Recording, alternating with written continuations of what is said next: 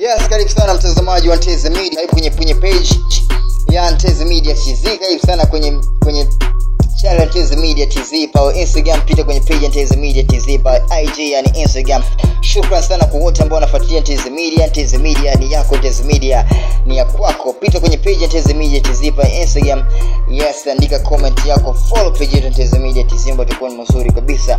Shukrani sana kwa dhati wale wote ambao wamesha comment, wamelike na kushare kupitia page hii hapa Nteze Media. Nteze Media ni yako, Nteze Media ni ya kwako. Shukrani sana kwa dhati wale wote ambao wanafanya hivyo, wana comment, wana like na kushare, kwa sababu nyie ni watu wangu wa thamani sana. Sisi bila nyinyi sisi lolote si chochote, na nyinyi ni watu bora kweli kweli. Nyinyi mnatupa thamani ya kweli.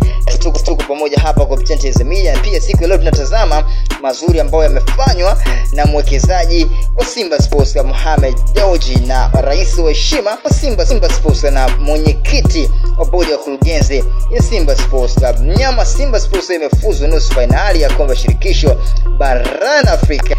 Yes, chini ya Mohamed Dewji, rais wa heshima wa Simba Sports Club, lakini pia mwenyekiti wa bodi ya kurugenzi ya Simba Sports Club. Pia kuna mambo mengi mazuri ambayo yamezungumzwa kwa mashabiki, wanachama na wapenzi, lakini pia kupitia coach Fadlu Davis ametoa kongole kwa uongozi wa Simba Sports Club, pia za kipekee kabisa kwa Mohamed Dewji. Mohamed Dewji ni miongoni mwa watu ambao wana mchango mkubwa kabisa kwenye soka la Tanzania, wana mchango mkubwa kabisa kwenye soka la bara la Afrika, kwa sababu wamekuja kubadilisha mchezo wa soka la Tanzania, tunaoita game changer, kuanzia mwaka 2017 mpaka sasa, mpaka wafanya mnyama Simba kuwa moja ya timu tishio barani Afrika, kuwa moja timu tishio kabisa katika ukanda huu wa Afrika Mashariki na Kati, lakini kuwa moja timu kubwa kabisa ambayo zipo kwenye ranking ya CAF kwa ubora wa hali ya juu. Kongole sana kwa Mohamed Dewji.